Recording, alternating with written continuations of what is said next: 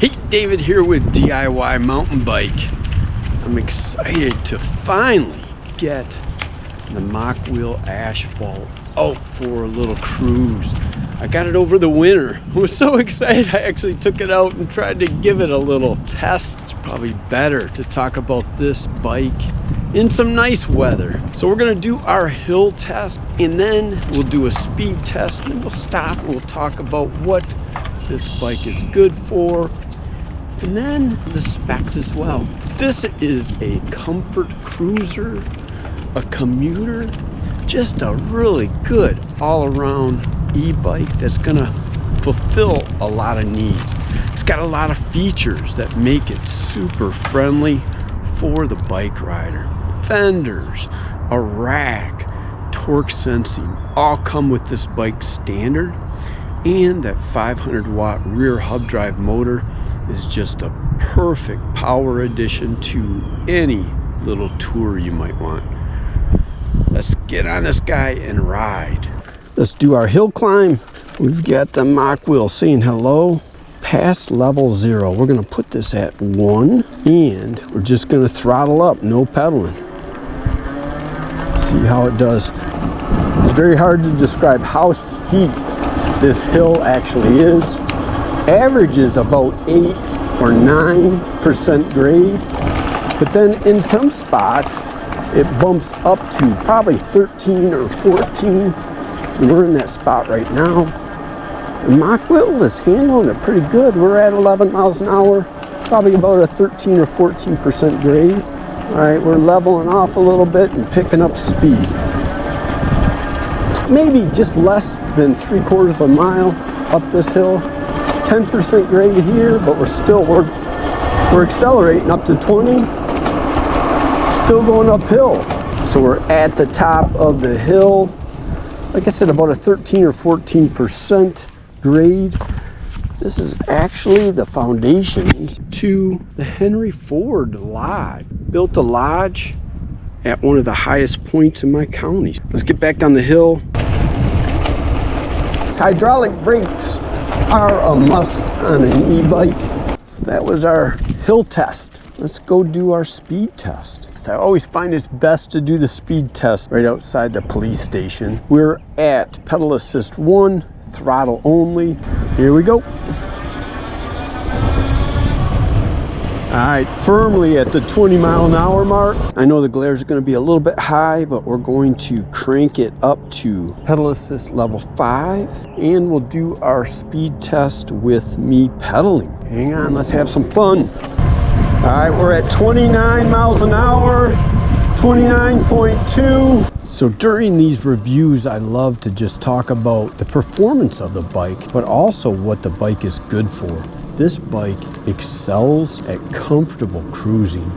Sightseeing in a park just like this is what this bike was built for. I could also see it being used to commute, to work. With the included fenders in the rack, you could just have something that is functionally perfect for riding to work or doing errands. Add a backpack or a basket to the back of this bike and you've got something that would work perfect for commuting to work. The tires are 2.4 inches wide. In this loose gravel, I actually feel pretty comfortable. And they're not so skinny that I feel like I'm losing traction.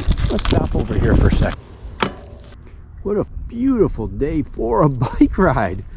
The Mokwheel has been just shining today. So let's hit the specs of the Mokwheel Asphalt. The Asphalt is a 500-watt rear hub drive motor with a torque sensing drivetrain. It's got a 7-speed Shimano drivetrain. The battery is a 48-volt, 14.7 amp hour battery with LG cells. Expect a range between 50 and 60 miles. It's got 5 pedal assist levels, with level 5 taking you up to 28 miles an hour. Firmly putting this into the class 2 bike category. It's got a thumb throttle that can take you up to 20 miles an hour without even pedaling. Again, that feature of the torque sensing is just a standout. It's got 2-cylinder Tektro hydraulic brakes on 180 millimeter rotors. It's going to stop you with ease. The front fork has 100 millimeters of suspension. It's got a weight capacity of 350 pounds. Some of the style features are the integrated battery, which slips right into the frame. The paint comes in 3 colors: the orange, khaki, and denim blue. This bike has an extra clear coat that's brought up to a beautiful high shine that you're just going to be proud of. The wheels are 27.5 inches in diameter, and this bike sports 2.4-inch wide tires. They're basically a road pattern. What are some of the features and options that stand out on this bike? The included fender, rear bike rack, integrated lights in the frame for brakes and running lights. It's got a nice headlamp. The cockpit has a beautiful color display, along with the thumb throttle on the left and the control on the left. On the right hand side, you've got your 7-speed shifter and brakes.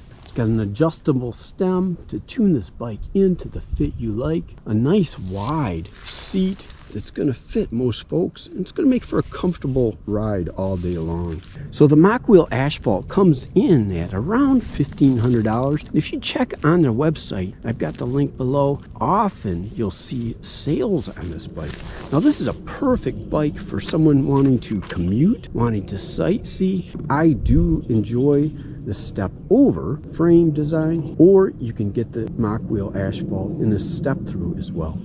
Would I recommend the Mokwheel Asphalt for this price? Most definitely. In fact, this is going to be a bike that I keep in my fleet for a long time. It's just a great all-around bike.